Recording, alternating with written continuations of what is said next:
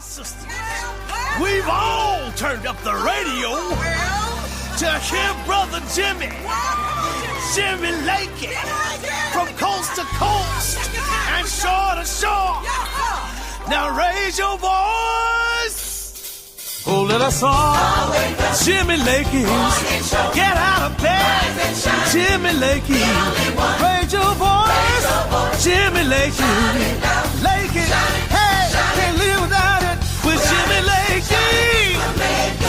Jimmy Lakey. Well, top of the morning to everybody. How's everybody doing? The Jimmy Lakey Mass Choir's up early this morning singing the praise of yours truly, or at least singing my name. I'm not sure they're praising me, but good morning to everybody. Lakey unleashed from the confines of corporate radio.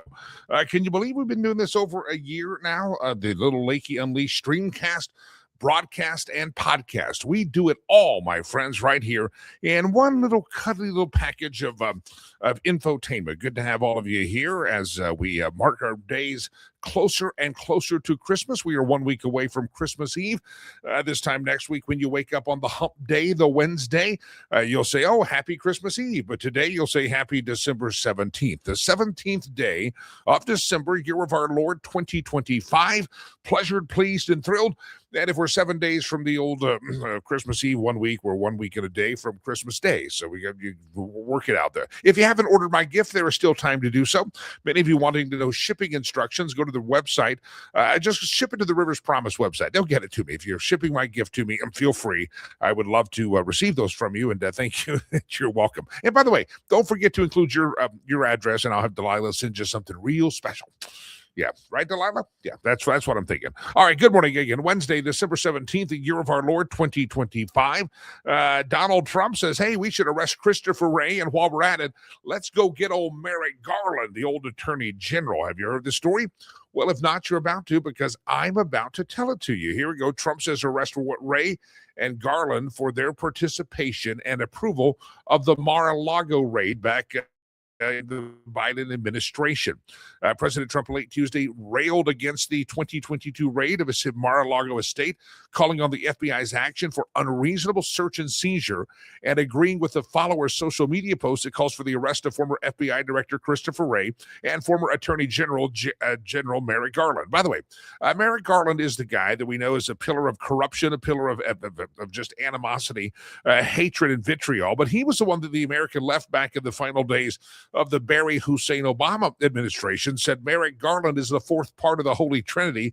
There had never been a more honorable and just man to walk the planet, and he should be on the Supreme Court. Of course, old Mitch McConnell blocked it and said the new president will pick the new Supreme Court member, and Merrick Garland's not going to do it. And ever since then, Merrick Garland has shown that if the left believes he's the fourth part of the Holy Trinity, that ought to tell you how evil the rest of them are, because Merrick Garland is a very corrupt and very nasty man and a very horrible attorney general that either was complicit and or complacent when it came to some of the criminality and the weaponization of the justice system. So it is amazing that they held him up as the pillar of the community, that there's no one more just than Merrick Garland. No one ever been more qualified to be on the Supreme Court of the United States. And thank God we weren't stuck with that son of a gun with a lifetime appointment.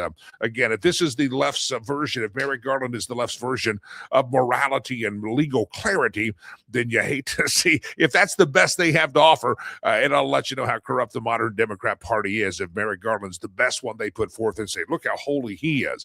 The FBI's criminal raid on Mar-a-Lago, said President Trump, should never be allowed to happen again. You say, what sparked all this?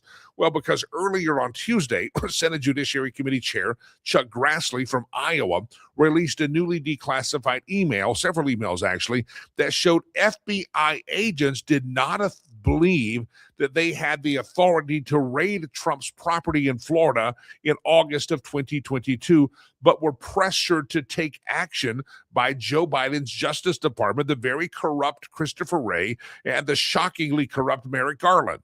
Received shocking new docs, according to Trump today, from the Department of Justice, is the FBI showing the FBI did not believe that they had probable cause to raid Mar-a-Lago, but Biden's DOJ pushed the FBI to do it anyway. This is what Grassley said on X. He said, based on the records, Mar-a-Lago was a miscarriage of justice when they raided it.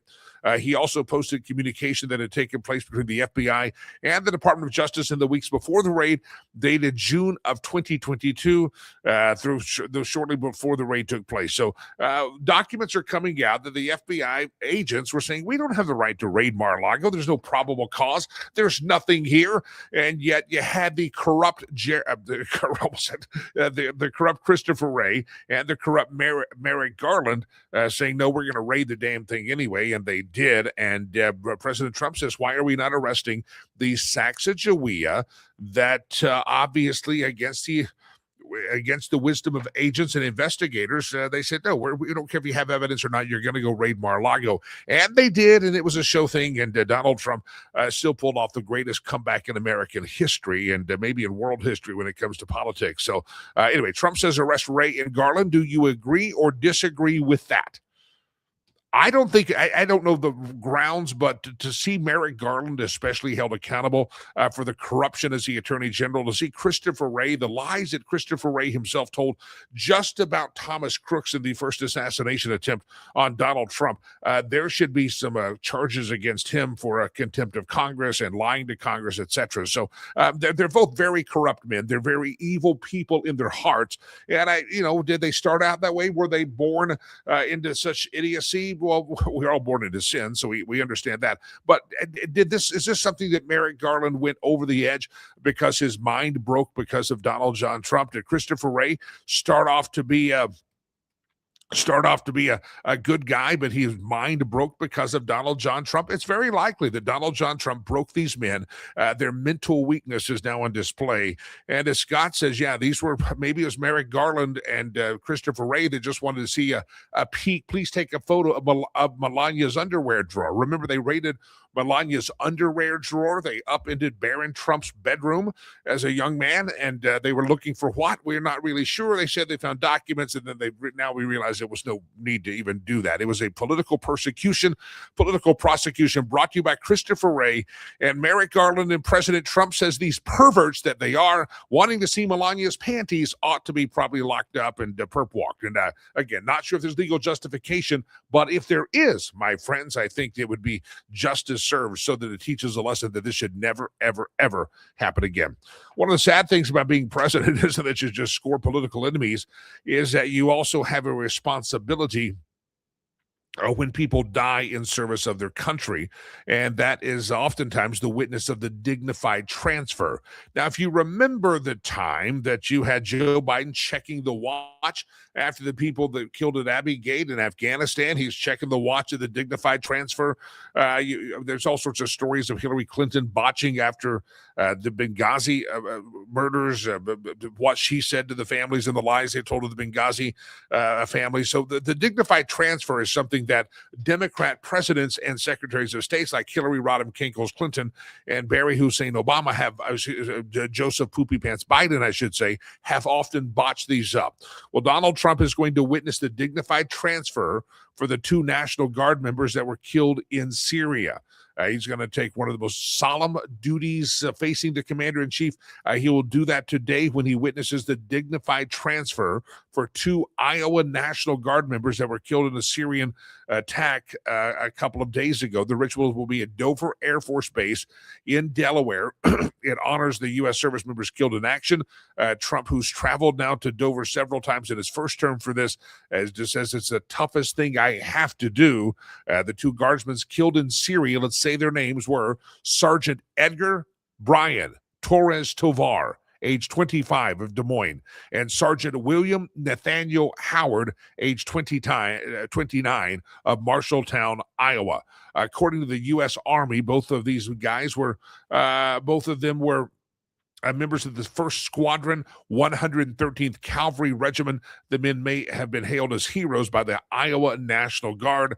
A U.S. civilian worker as an interpreter was one of them, was also killed from Michigan. 3 other members of the Iowa National Guard were injured in the attack. The Pentagon has not identified the injured. And these were attacks in Syria, where the U.S. deployed troops in western Syria as a part of a fighting the Islamic State group. And this unprovoked attack, President Trump says there will be hell to pay and much damage done to Syria for these attacks. But today, he takes on the most solemn and what he says the most difficult part of the presidency is the dignified transfer of the members of the military that died in service of their country. That will happen today. And if you haven't ever watched one of those ceremonies, it is a very beautiful and yet very solemn ceremony indeed. I've got a question for you. I was questioning the other day, where did this elf on a shelf come from? I never remember the elf on the shelf. Never heard of it and didn't know anything about it until I had a son. And then I saw friends start posting it on social media about how they're doing the elf on a shelf. And if you don't know elf on a shelf, it moves around every night and people post it and the kids are supposed to, oh, the elf is naughty. And then you have, I think this came out on Shark Tank, you had the Minch on the Bench, which is a Hanukkah/Jewish version of the elf on the shelf. I've seen a meme popping around recently of Tim Waltz standing on a postcard. And of course, that's the tard on the card. We'd retard on the postcard. So we have all these things, but the elf on the shelf is a big tradition for some people. And I never heard of it. It was not a tradition in my house. I asked on Monday, a friend of mine who has children that are in their upper 20s, pushing 30. I said, did you ever hear of it on the shelf? And he said, yeah, we did the elf on the shelf at our house. And I could not believe that. I thought the elf on the shelf was like the last decade, but evidently the elf on the shelf has been around for a very long time. I was not aware of it. And a lot of people go to great painstaking opportunities for to make the elf funny. And I think it's funny. I saw an elf the other day in a meme surrounded by AA batteries. And there was an empty little shooter bottle of booze there. And it says, the elf has been naughty. He's having to go to AA, surrounded by batteries. He's getting charged up at AA. So, yeah, Alcoholics Anonymous, Delilah. You should write that name down. You probably you should write that name down. All right, well, some holiday traditions never get old. And I mean, we all have traditions of, I don't know, you have opening the gifts in the morning, or do you eat Christmas dinner, Christmas lunch? Outside of the Christmas Day thing that we all do you have some holiday traditions that stick around? Is the elf on a shelf a big deal for you? I'd never heard of it. I thought it was a brand new trend that happened in the last decade, but evidently I've been sleeping under a shelf somewhere and wasn't aware that elf on a shelf has been around for a long time. I got to research, where did it come from and who started it, and are they getting royalty off this thing? So do you have any traditions that you do? For instance, the last year or so, we have been invited and we have gone to a very nice Christmas Eve dinner at a very nice restaurant. You got to dress up for it and look a little bit better than the average Joe. That's kind of a Christmas Eve thing. When we're in town, we have kind of an out Christmas Eve. Usually my son and I, one of our traditions is we travel over the holidays, whether it's going to Africa or just the beach or the warm weather or something. But this year we don't have any travel on the schedule. I've traveled so much this year. But what are your holiday traditions? Is it the elf on the shelf? If you're Jewish, is it the Minch on the Bench? I'd love to get your take on that. Well, there's a new custom that if you're looking for some kind of a holiday tradition, I'm going to give you some advice. It comes from Catalonia, Spain. So you can be very high-tech and international and say, oh, it's such a, we're such international people. That's what you can do. It's called Tio de Nadal, okay? Tio de Nadal. The name translates as the Christmas log, but it's also known as the poop log, or those using more profane language call it not the poop log, but the S log, and they have a word after that reminds you of what you do at a baseball game. You hit the ball. So the S log. Explained that enough for you, Delilah? I hope so. Hey, here's how the S log or the poop log works. If you're looking for a Christmas tradition, here's one they do in Catalonia, Spain. In the 2.5 weeks leading up to Christmas, so you can still jump in on this, families keep a regular wooden log in the home with a face painted on it. It also has a red hat, and it has 2 wooden legs in front and a blanket that covers up the back end of the wooden log. The log represents a character who will poop out treats come Christmas Day. Now, to get the log to poop out the treats, children pretend to feed it scraps of food. They sing to it. They sing to the log, and the more they perform and dance, they think on Christmas Day that log is going to poop out more treats than ever. Specifically, I think I'll stick with the tradition of a fat guy coming down the chimney. than a log taking a dump in the front yard or in the house. I don't know how to do that. So the kids sing songs about pooping out gifts, and they also can beat the log with the sticks. Sounds like a blast, doesn't it? Just sing to the log, beat it up, and wait for the dog to take a poop. On Christmas Day, after singing and beating and dancing in front of the log, the blanket is then lifted off the Christmas log's back end, and surprise, there is a pooped gift for everyone. If you're thinking about where the heck did this idea come from, no one really knows, but that's what they do in Catalonia, Spain. So if you'd like a new Christmas tradition, you can have a poop log. I did know a family that had a Christmas piñata. They were not Hispanic. They just had a tradition. They learned it from someone else. They had a Christmas piñata. They did that when their kids were little. They get some angst out. The kids could go beat the crap out of the piñata. But the poop log, it's been around for centuries, though. It's not something new. It's like the elf on the shelf. It's the gift that keeps on giving. And the family spends pre-Christmas taking care of the log instead of burning it like they do most logs. So it's significant. We're taking this log and usually going to put in the fire in the cold of winter, but this log is special. We're going to beat it and sing to it and treat it right, and you will give us a poop log. So if you're looking for a log that will poop out candy treats and you want a new tradition at your house and you're tired of the elf on the shelf, I would recommend the poop log, and you can be international. So, all right, good to have all of you there. What are your Christmas traditions that might be unusual? Somebody says, what kind of candy comes from the log? I think it's all Baby Ruth's. No, I'm sorry. It's too early for that kind of, stop it. It's just too early for that stuff. It's candy that kids like. That's what candies that kids like. Roger's got a Christmas Eve. I cook Le Canard, orange, an orange, and invite my friends from the Front Range, but no one ever wants to make their drive to my house, so I send them pictures of what they're missing. Oh, his house in the mountains. So yeah, nobody wants to drive up that far. It's way far away. It's like 20 hours away. On a horse, it's 20 hours away. Anyway, the poop log. Everybody's talking about the kind of candy the poop log should produce. You guys are sick and twisted. Awful, Delilah. I can't believe you let these people watch this show.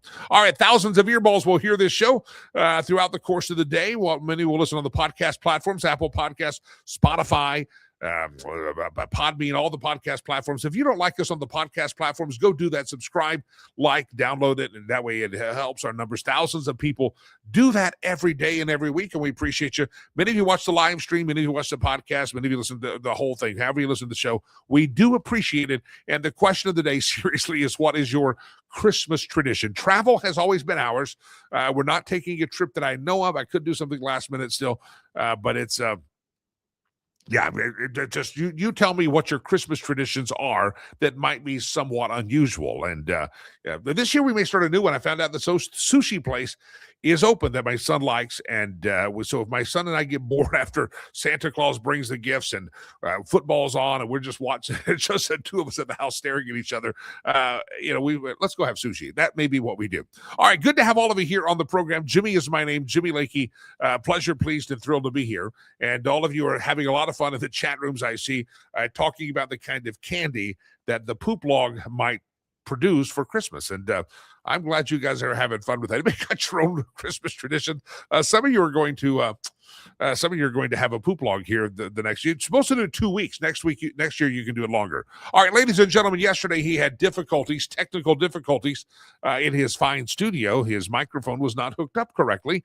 I thought it was a problem on my end, but since I could hear myself, I figured it's all Michael's fault. Ladies and gentlemen, Michael Letts, InvestUSA.org. We still gave the pitch for Invest USA in your holiday giving. Michael Letts, your microphone works. Welcome back to the show, sir. I understand it does. You tell me. Can you hear me? Oh, that's better than ever before. You sound, it's almost like Barry White's talking to me there. The dulcet tones of Michael Letts.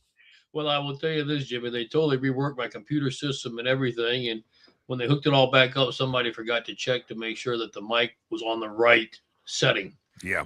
And of course, hey, I don't even know how to turn them on, much less how to run them. So when that happened, we were in trouble. You can't hire good help. Believe me, I'm looking at the hipster youth here that work with me in the Lakey Entertainment Towers. I got Delilah and Aiden. One's wearing skinny jeans, hasn't shaven in weeks, and well, he has shaven. I don't know how you grow. You go to the homeless shelter to figure out how to grow that patchy little beard, Aiden. I don't know how you get that. And Delilah, she's still, yeah, we don't know what she does on the weekends. All we know is on Monday she's paying her bills in paying her meals and bills with dollar bills covered in glitter. I think she's been down to the dancing place. I don't know. Anyway, Michael, sorry, don't throw anything. I'm on the air. Michael, that's good morning to you, sir. Glad to have you here. I got to talk to you about a couple of things. One of those I want to talk to you about is this shooting at Brown University. Do we have the Keystone Cops on the case at Brown University? There's no clues. They put out a place of where the cameras were on campus, and yeah, the guy chose the place where there's no cameras. I mean, they're saying there's no threat to Providence. Everybody's going to be fine, but you don't have a suspect, so the guy still may be at large. Give me your take as a law enforcement guy at Brown University. Well, let's take a look at, work our way backwards, Jimmy. First of all, we have been saying for some time, and of course, I told you in the last 48 hours, we know for a fact that the IMANs across the globe have now called upon all the sleeper cells, not just in the United States, but even abroad, to activate. That's why you saw the issue in Sydney. You saw, what's happening in LA with the 5 terrorists there, the one in Houston the last few days. And we believe there's a tie-in here with Brown University. Now, that having been said, you would expect that this threat would be taken seriously, that especially institutions of higher learning who charge $70,000 plus a year for their child to go there would somehow think that the value and the safety of their children should be a priority. They're not. This university, when this incident was occurring, didn't even know what was happening on its own campus. It appears that its cameras were either not functional or not properly placed. Now, you got to remember, they have an $8 billion endowment, okay? Jim, you're going to tell me that you can't invest a couple $100 and make sure your cameras are working and make sure they're set in the right place and have a thorough, in fact, the feds would do it for free. Have a thorough inspection to make sure that you have every safeguard in place for a sharpshooter, or a terrorist attack coming onto your campus. Come on, we know better than that. So that causes the next question. If you really don't want the identity of the shooter being identified, you didn't make any efforts. Why? Is this because there is some ethnic reason? Is it because there is a tie-in perhaps with the university? Or is it just show your incompetency? None of those are good alternatives, Jimmy. And it leads one to question when they have done absolutely nothing. Keystone Cops is probably the best way you could describe it, Jimmy. And then I'm a little disappointed with our actual law enforcement in the area. Of course, it's hard to come in and fix mistakes when they've been made so dramatically before the incident occurred. So they're doing their best to try to piece together the situation, and we have the feds involved trying to help. We do have some footage from around campus that we're able now to start zeroing in on and identifying. It's very obvious that the person has a strange walk, strange gait, etc. We expect that he probably stands out in the crowd. And our suspicion, Jimmy, is he's probably still in the area because he's probably laughing from the standpoint that, look, the Imans made the Muslim and terrorist extremists have said we're beginning to activate our sleeper cells. And this just goes to show you we found a gaping hole in your educational system. How much value do y'all put on your students in higher education? Obviously not much.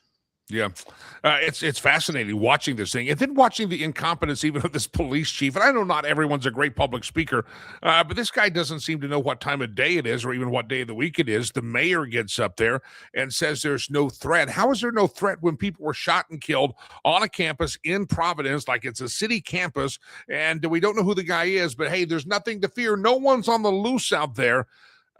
Could it be? I mean, Michael, what would be, I guess, the motivation? It seems like they got to know more than what they do in the days that we live in, where everyone has a cell phone, cameras are everywhere. It seems like I'm not getting a full story. Maybe I'm just being kind of a little bit cynical and skeptical. But no, if you're not getting the full story, Jimmy. And I guess the question is this the feds that are covering this up? Is it local police? Where's the cover-up or the limitation of information coming from? Right now, the initial cover was coming from the locals. But this is what I'm cautioning us on from a federal standpoint side. Don't play their game. Call it like it is. Be truthful, be transparent. There's no reason to hide anything. They were totally ill-prepared. They have total lack of planning on total lack of precautions necessary. But furthermore, if there's a tie-in with the university on who the assailant was, that needs to be public. And it needs to show that they have cudgeled terrorists for way too long. You know what happens, Jimmy. You've seen it so many times on the news. The universities are being taken over by pro-Palestinian, pro-Hamas groups that go so far as to shut down schools, shut down classes, terrorize or anti-Semitic, terrorize students.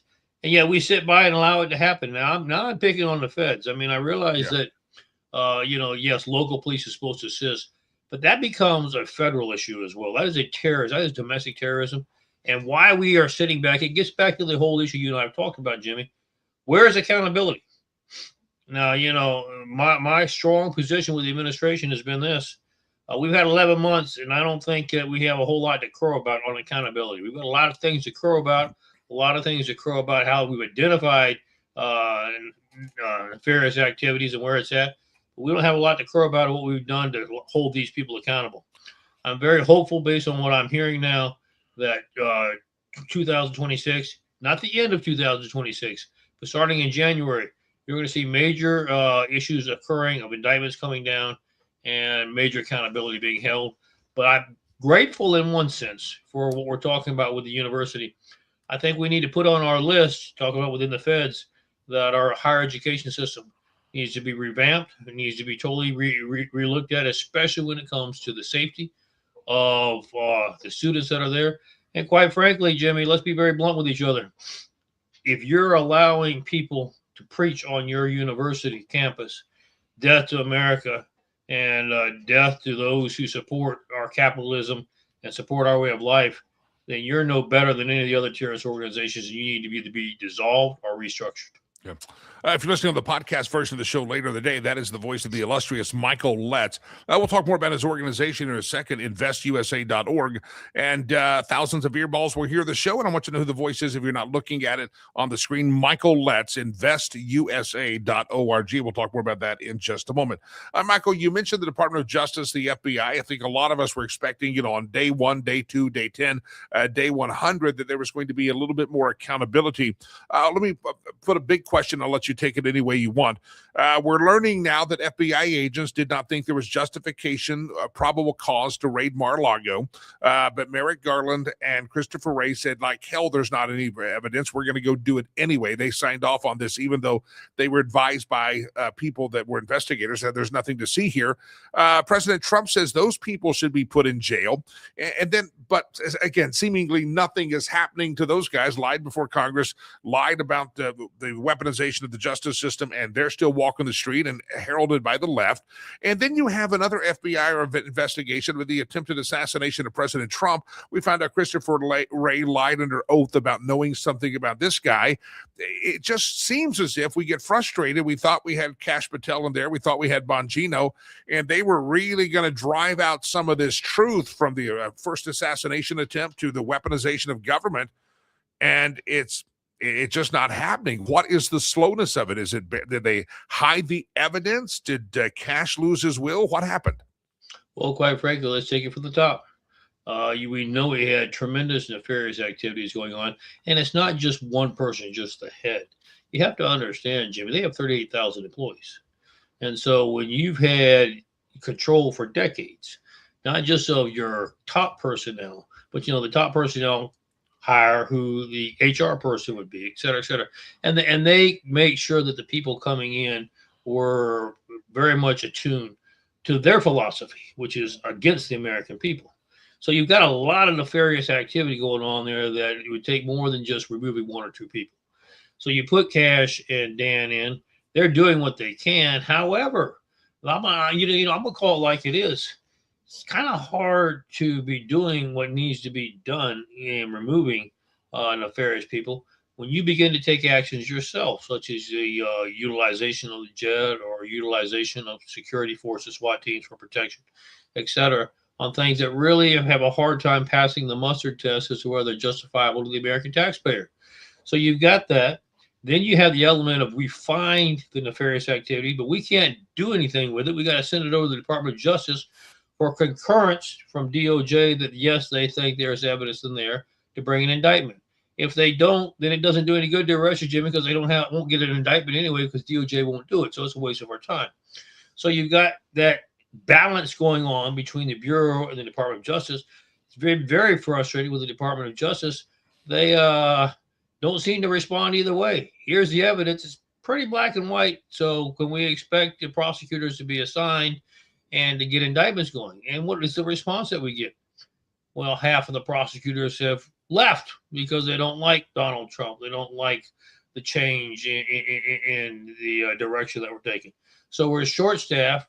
We don't have enough people. We'll put it on the list. We'll put it on, on our desk, and we'll try to get to it eventually. Yeah. American people hear that, but then when we don't ever get to it, Jimmy, they wonder, did you say that just to make it go away? Yeah. It's a fascinating question and frustrating for many of us. I have one more headline I want to run by you, Michael Lutz, my guest. Headline yesterday or 2 days ago, Deputy FBI Director Dan Bongino to decide about his future at the Bureau in coming weeks. According to sources, the Deputy Director faces decision following a blistering 115-page report from Bureau personnel. A source familiar with the situation tells Fox News Digital that Bongino has not made any decisions about his future. What do we know about Bongino? We thought he may be leaving a couple of months ago over the Epstein files and the bungling of that. There was rumors that he had a big clash with Pam Bondi. Now we have this mysterious report that has surfaced that says that Kash Patel and Bongino are not doing a good job. What do we know about the report, and what do we know about the future of Bongino? Well, let's take him out in the way that you put him out. First of all, understand he had a clash not just with Pam, but with Susan, the chief of staff in the White House as well. What were the clashes about? Dan is a man of action. He kind of like, okay, I've got enough. I think there should be an indictment here. What day can I expect the indictment? And when you send it over, it's kind of like, well, we're working on it. We don't have enough staff. We'll get back with you. Dan gets frustrated very easily, and I understand why.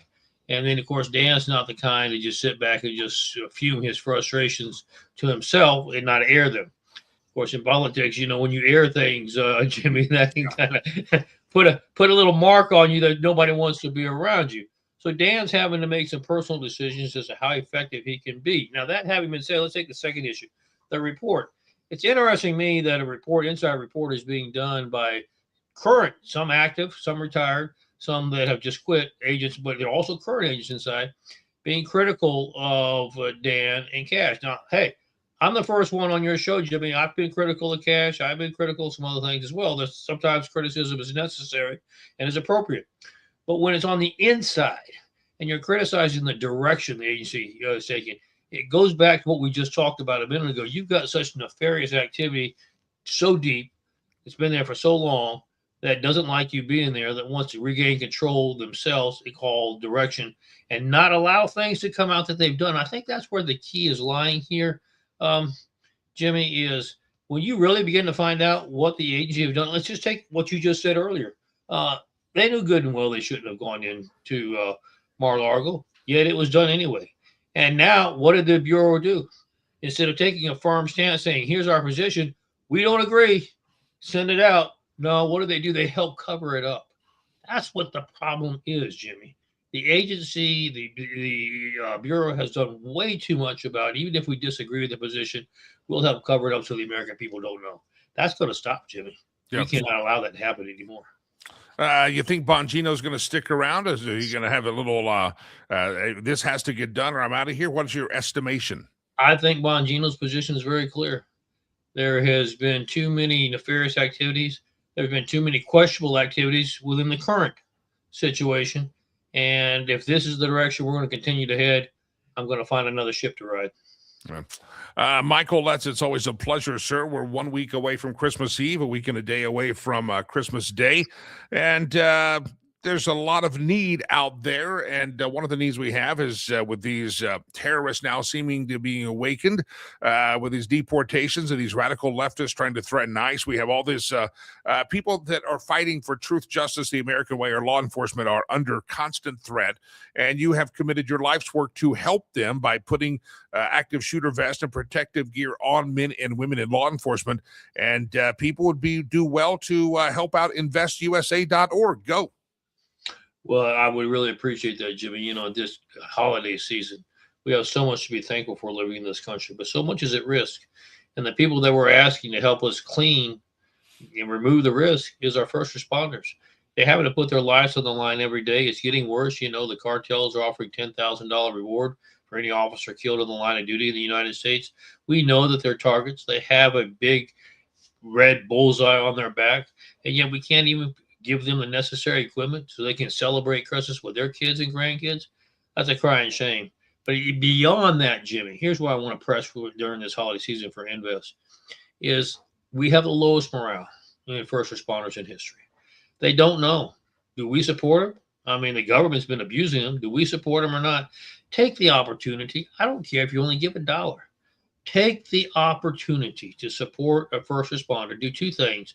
During this holiday season, tell a first responder when you see one, thank you for serving. I appreciate your willingness to put your life on the line. The second thing is give $1, $2, $10, whatever you can give to help as a Christmas present to them to make sure that they can come home safe with their families. When you look at how much abuse and how much waste we spend in this country that we're tracking down now, we're going to be bringing it in. You know that, Jimmy, we're going to go after them. But you'd think the least we could have done is make sure our first responders and our military have what's necessary to guarantee our secure freedoms for the future.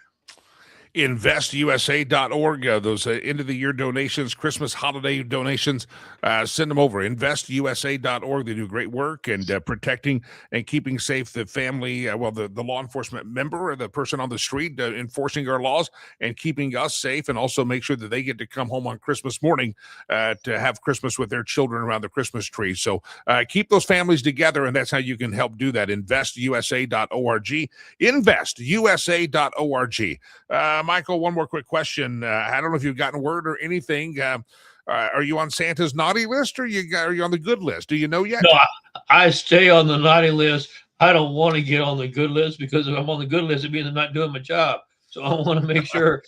You see, there's a network of those who make that recommendation, and that's a network I'm going after who have been doing nefarious things to our country. So I want to make sure I stay on the bad list because they know the heat's on them. Bring in the heat, Michael Letts. When you said you're always on the naughty list, I'm like, well, that's just with Mrs. Letts. I was talking about with Santa Claus.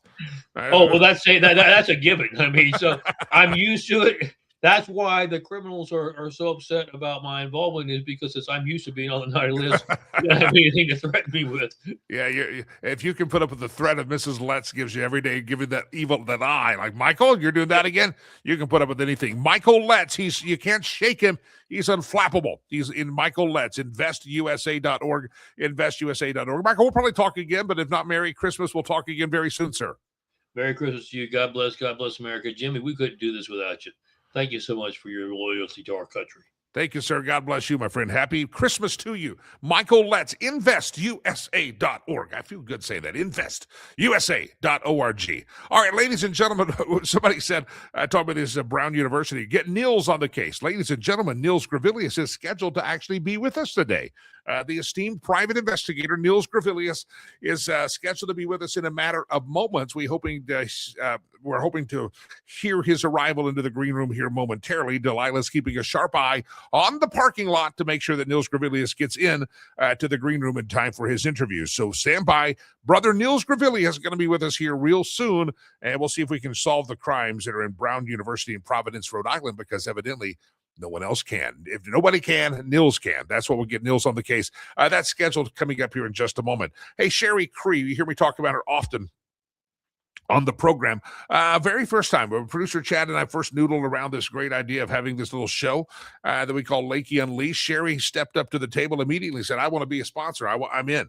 And we've had a lot of great support and different people that have helped us out. But Sherry's been with us since the very beginning, and she's we're very grateful for her participation in the program. Listen, I know Christmas, the week before Christmas, you're not necessarily thinking, let's sell the house right now. That's not what you want to do, right? But you're thinking 2026, now's the time to start talking to Sherry, even if it's just getting on the radar after Christmas and say, could we have coffee? Can we have a conversation on the call and talk about what it is that you need to accomplish? There's so many scenarios. Maybe it's just you want to sell bigger house, smaller house, different area, whatever. Maybe you're like me, you get to this place in life where you have an aging parent that you kind of need to figure out how you're going to take care of their care.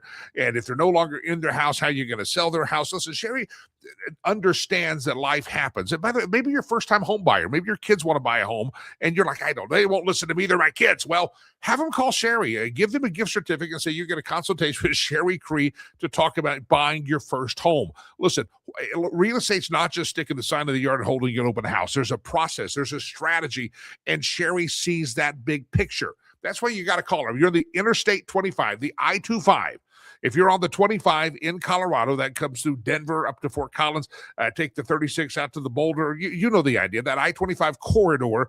If you're in that area, Sherry's ready to help you with whatever real estate transaction is on the horizon. But you need to start planning ahead, because literally listing your home a month or two in different directions can change by a lot of money, tens of hundreds of thousands of dollars, at how much you get on that home. You want to be at the very best seller's market. If you're selling, the very best buyer's market. Sherry can tell you that literally those can change in a 1 week period. So get that strategy going. Homeswithsherry.com. Sherry Cree, great friend of the program, great supporter of Rivers Promise, our great charity work. Sherry Cree, homeswithsherry.com. Homeswithsherry.com. Homeswithsherry.com. And ladies and gentlemen, make sure you give her a call. All right, Niels Gravilius is celebrating in the green room. I told you Delilah was watching the parking lot to make sure he got his VIP parking spot.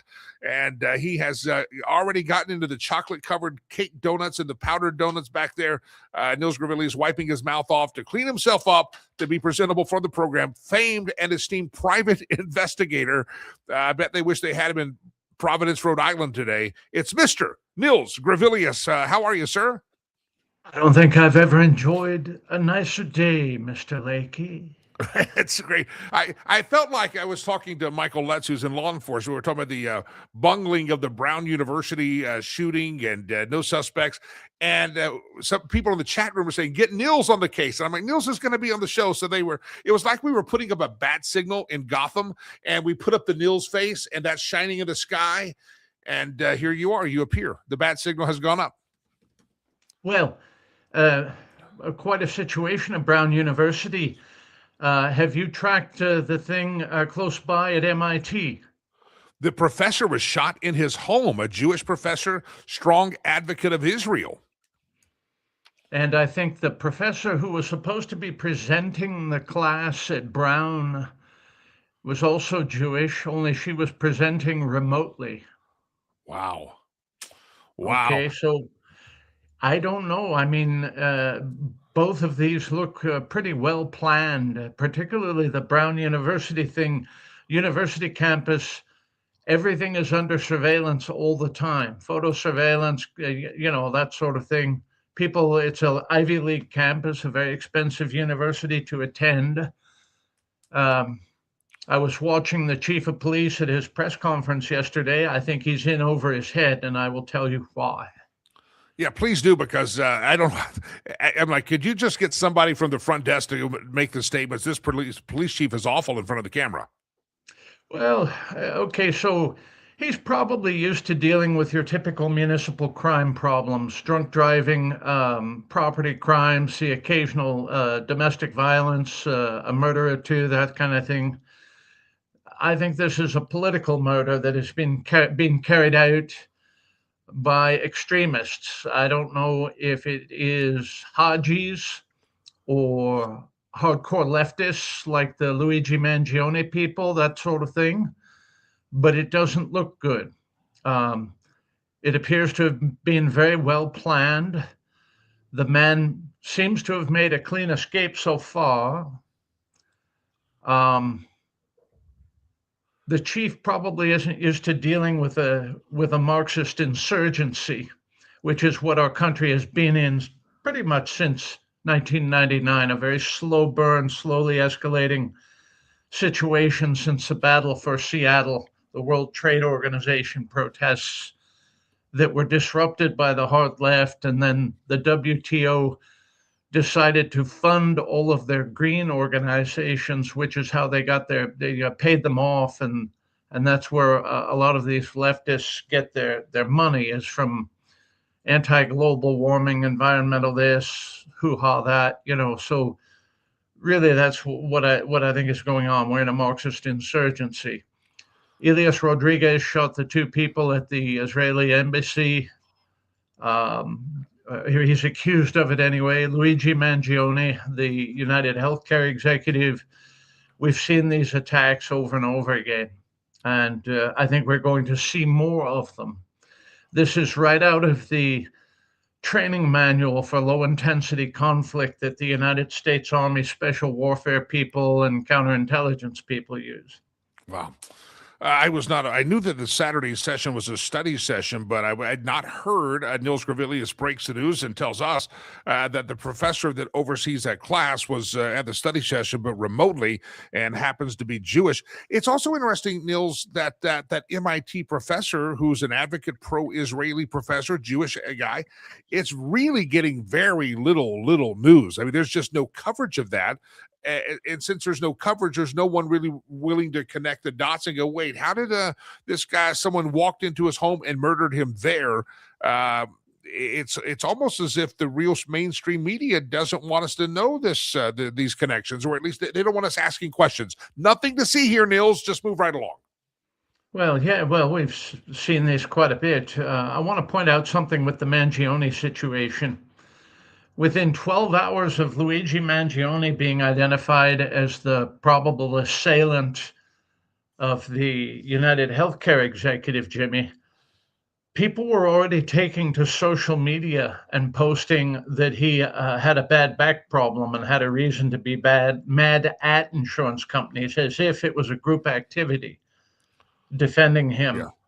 And then after he was arrested, within 12 hours, seemingly, there were people with pre-printed signs showing up demanding at various locations that he be freed.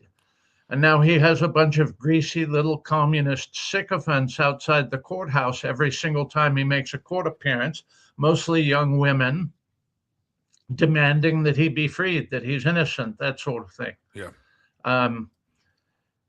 All of this looks remarkably like Sacco and Vanzetti.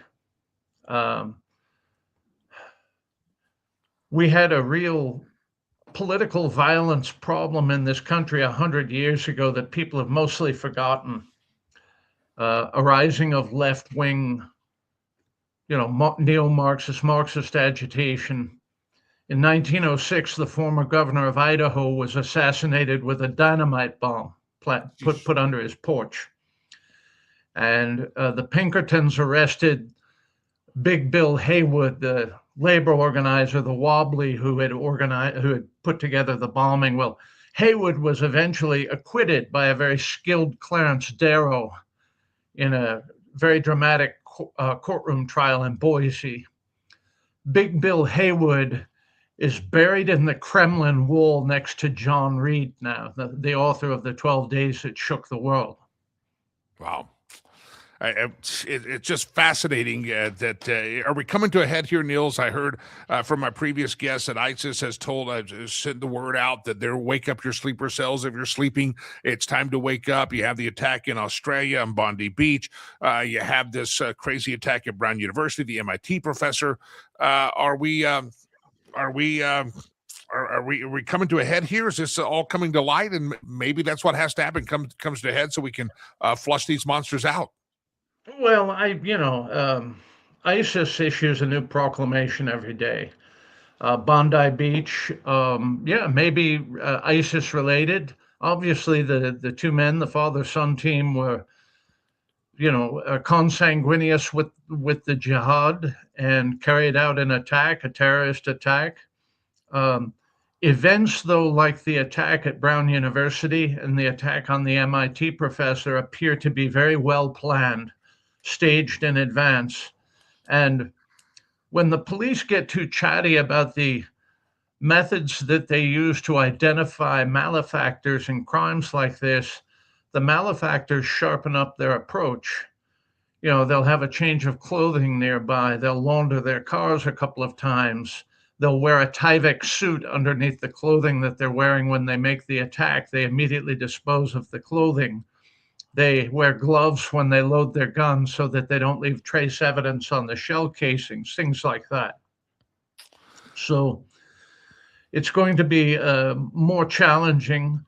I think when you look at the lawyers representing people like Luigi Mangione and Elias Rodriguez, we will discover that those are Marxist agitators too. The National Lawyers Guild has long been a hotbed of Marxist-Leninist organization and operations within the United States. Lynn Stewart is a prima facie example. She defended the blind Sheikh Rahman for the 1993 World Trade Center attack, and then later against court orders was carrying out his communiques out of the prison system to his followers, and she eventually got disbarred and imprisoned for her activism. But the hard left cheered her. They thought she was the coolest chick in the world. So it isn't just the Marxists, it's a sort of a meld of the Marxists and the jihad. They're natural allies in this fight against us, even though they have a lot of differing things. The jihad is happy to throw gay people from the roofs of buildings and stone adulterers to death and that sort of thing. And you can tell exactly how principled the Marxists are when they slither into bed with the jihad. Okay. Yeah. Niels Gravilius is my guest, and again, a great private investigator. His book is coming out next year, The Last Lawman. We'll talk about that here in just a moment. Niels, one more quick question on Brown, and then I want to move to a murder that happened over the weekend out in your neck of the woods on the West Coast out there. We'll get to that story in a second. But there seems to be, with Brown University, one more question on that they just have some footage, and it looks like this guy had a mask on. He's pacing around. We know that. They were asked yesterday at the press conference, they said, why are you at Brown University deleting pages off your website? The professor had no clue that they were deleting pages. Fox News confirmed they were deleting pages, and the communications department of Brown said, we're deleting some things because some students were being doxxed, and that's what they're removing. And I've heard this twice now this morning. Somebody just posted, Roger posted, one of the things they removed from Brown University is the online profile of a guy named Mustafa Karbouch. I've heard that name. I haven't started early this morning, but we do know Brown University is kind of cleaning up their website from some stuff. Could it be somebody that's affiliated with Brown? If you're profiling the murderer here, is this somebody that had some kind of inside track at Brown University? Well, there would have to be inside information in order to launch an attack like that. I don't know that Mr. Karbouch is involved in the attack at Brown University, but it's curious that his profile would be yanked down. I don't know what his politics are. We all know that the university system throughout this country is a hotbed of Marxist organization. Karl Marx, Vladimir Lenin, Leon Trotsky, Mao Zedong, Zhou Enlai have a happy home in our university system. There's nothing too odious for them to have done that the left won't celebrate it. Yeah. This past Sunday, the tragic death of Rob and Michelle Reiner. The alleged suspect is their son, Nick, who evidently has had years of drug problems. Talk about this case. It seems like I hate to say open and shut, but from the eyes of a private investigator, what have we watched happen with the tragedy of Rob Reiner getting killed and his wife? No, I think it's a crime of passion. I don't think that Nick Reiner is psychotic. I think this was a slow building rage that he had with his father wanting him to get well from narcotics over and over again. His father may have put him in a few situations involving harm reduction medications. Well, Nick's an adult. He's 32 years old. He has to make his own choices if he's going to get well. If this man was on Suboxone or buprenorphine or one of the other harm reduction meds, or just the modern version of methadone, meaning he continued using narcotics. And apparently he had a blow up at a party at Conan O'Brien's house the night before. Romy Reiner, Rob Reiner's daughter, apparently is the one who discovered the attack in the morning. There was a report yesterday that her mother made a statement prior to dying to Romy that Nick was the one responsible. Nick fled. Nick was living in a guest house on the property. and, took flight, went to a hotel, and apparently the police found a great deal of blood evidence in the hotel where Nick had been staying. The questions that the DA is going to have are, is this premeditated versus was it spontaneous? Manslaughter versus first-degree murder. Now, if Nick brought his own weapon to the attack, it's probably first degree. If he and his father had a blow up and it was sudden and he grabbed whatever was available, then that goes more toward manslaughter. Now, I will say that a source of mine in LAPD says that Rob Reiner was stabbed more than 50 times and his throat slit. Sheesh. That's incredible, intense fury. I don't want to get too macabre with a civilian audience, but I will say that murdering somebody with a knife in this way is intimate and brutal and exhausting. I mean, you have to really put real energy into your attack to do this. And he killed two people, the people who raised him. Okay. This is an incredible level of rage. And I think that more's going to come out about this. Were I representing Nick Reiner as his attorney, I'm not an attorney, of course. I don't even play one on TV. I would be leaning toward trying to make a plea bargain. The Reiner family has suffered something horrible here. Even though I don't agree with Reiner's politics, it isn't good. It's a horrible crime. People have been upset with the president for a social media post that he made. I'm going to defend the president here quickly, Jimmy. Rob Reiner and President Trump were friends for decades. And after Donald Trump went into politics, Rob Reiner turned volte-face on him and made all of his attacks on Donald Trump personal. It doesn't justify Rob Reiner getting attacked, murdered, his wife getting murdered. Those things are horrible. But it lends a little bit of texture to why President Trump would make a social media post about this. They were once friends, and Trump felt betrayed by Reiner. That gives it context. Yep. Watching, and again, this one, I said one may be an open and shut case, but just watching even the press conferences, the difference between the LAPD and the Providence, Rhode Island PD, that's a night and day comparison. If a horrific murder like that had happened in Providence, I don't know if that police, just LA police seem to have nailed this one down pretty quickly. Yeah, I would say so. Jim McDonald's a good chief of police. He does a lot of things I don't agree with, but that's okay. Now, the chief in Providence has a bunch of bastards in suits looking over his shoulder, trying to gainsay everything that he does, start to finish.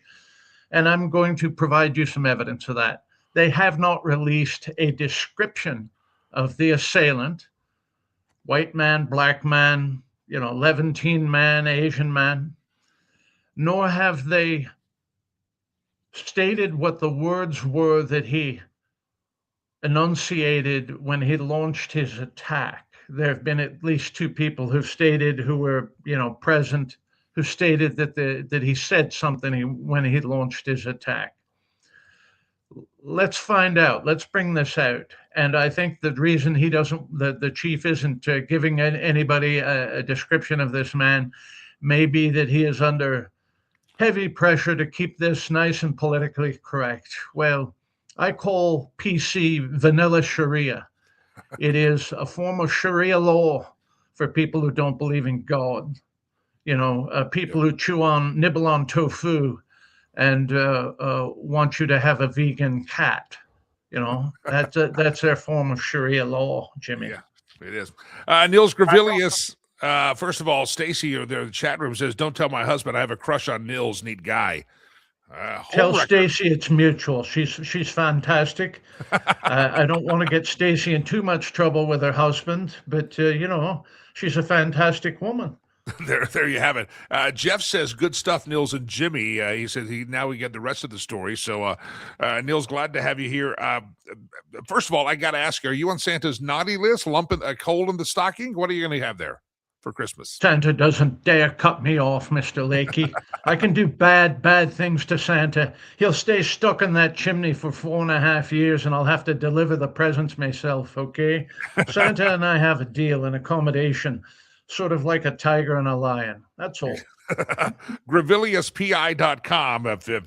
It's amazing. I said we had big crimes, East Coast, West Coast. We got to get Niels on the case, and glad you could jump in here. Now, with the turning of the calendar in a couple of weeks, we're weeks away from the release of your book, The Last Lawman.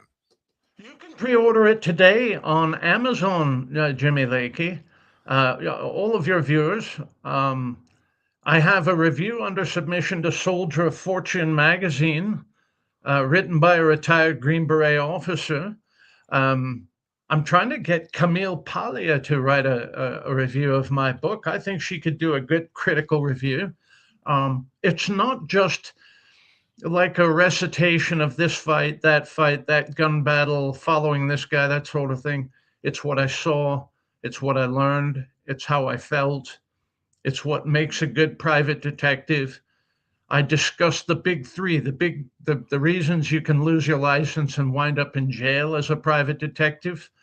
And all of these things can be found in my book. And I would urge your listeners, your viewers, to consider my book as a good way to wreck their Father's Day. It'll be delivered in June. It's The Last Lawman. It's available on Amazon.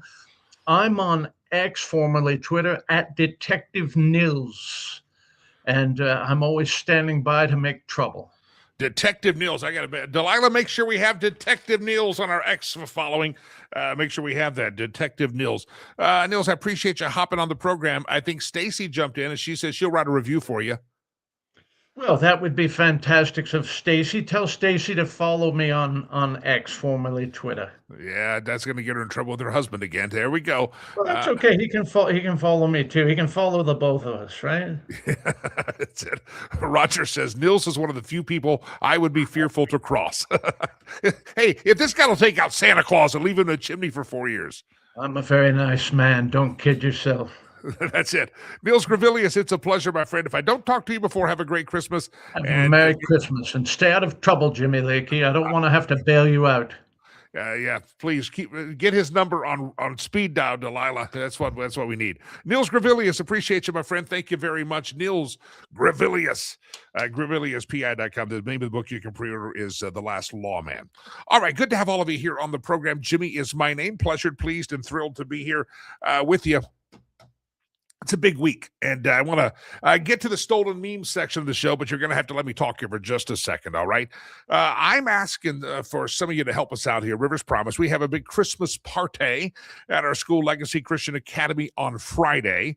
And this is we're kind of getting down to the wire. If you haven't helped out with the Christmas gifts for the kids, $25 is a pair of shoes for a child, and we'd like to be able to participate greatly. But I've also have a bigger ask. There's an email going out to our email list today, and I've asked for 15 people, and we need about 11 more or so that would give $1,950. That underwrites a classroom, one-time gift.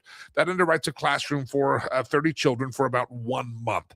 And that's just going to give us some padding and take some of the stress off, the pressure off that we have every month, and making sure all the bills and all the teachers are paid and all the food is bought for the school. And that's really one of our big ones. The food bill is quite high.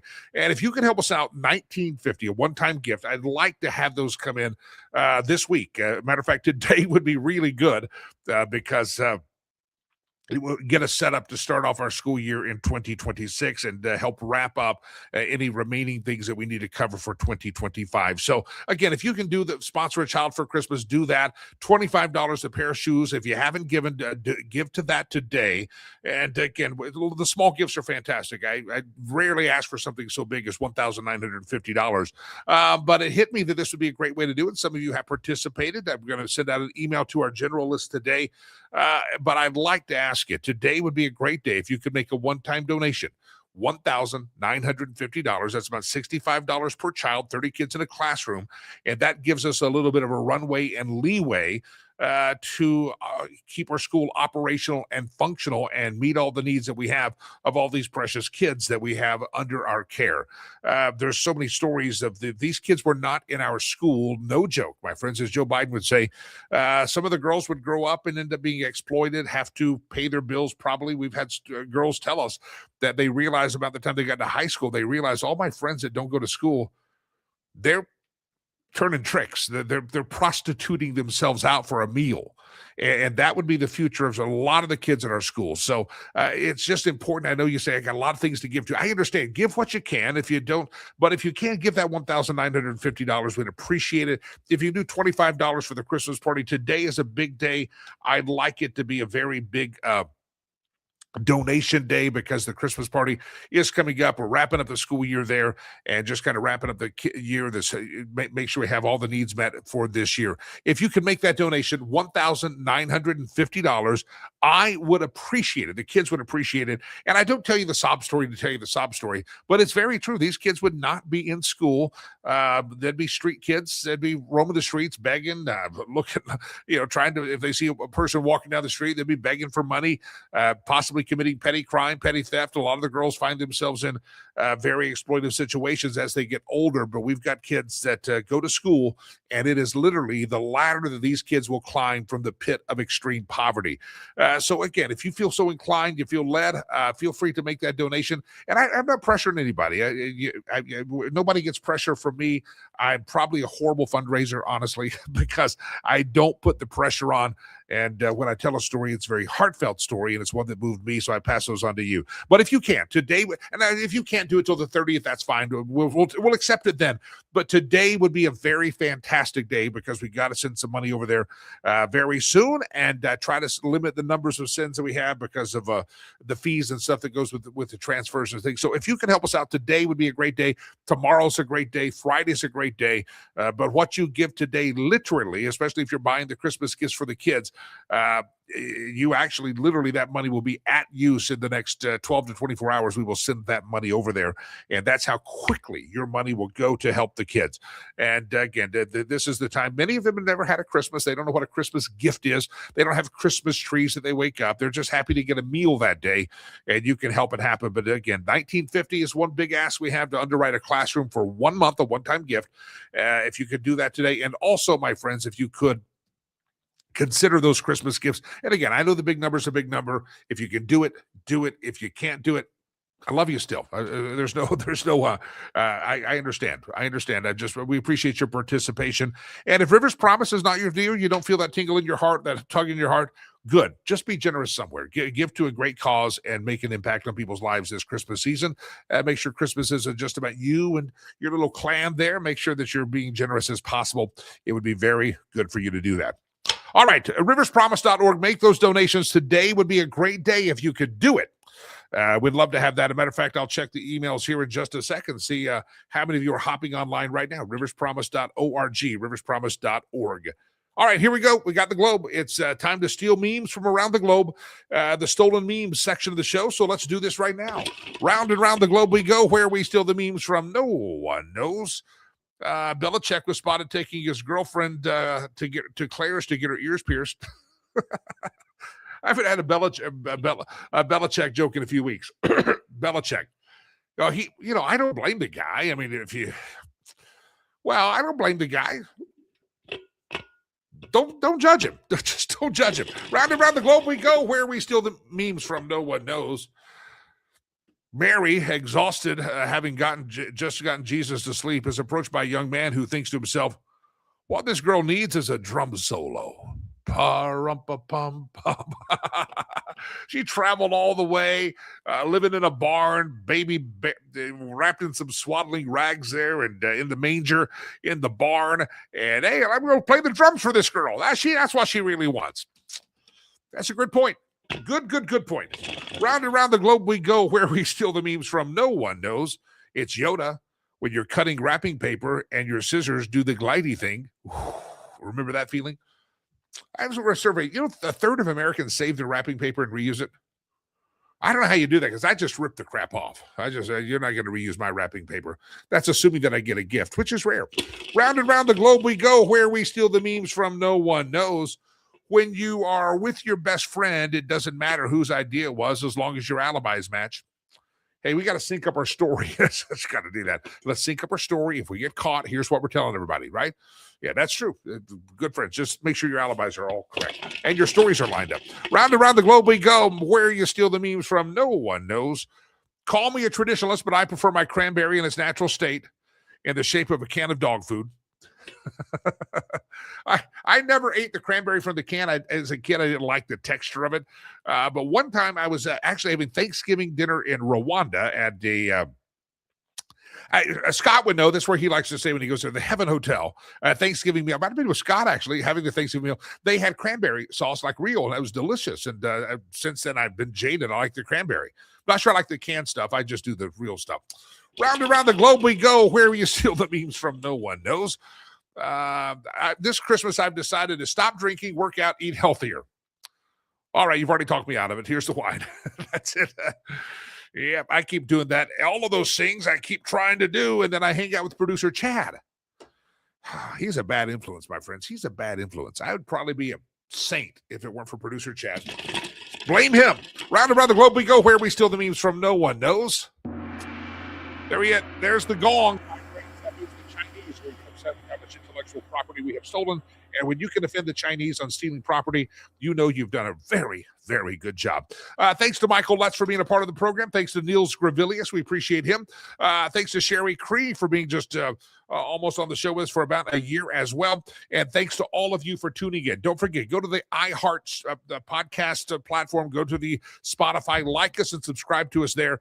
And we'll give our holiday schedule here probably by tomorrow. We'll let you know what the holiday schedule shall be like. But in the meantime, my friends, don't forget, counting on you. If you're not on our email list, go subscribe now, riverspromise.org. There's a subscription box. Put your email. I'll send an email out. But looking for a few more people to give $1,950. That sponsors a classroom for 1 month.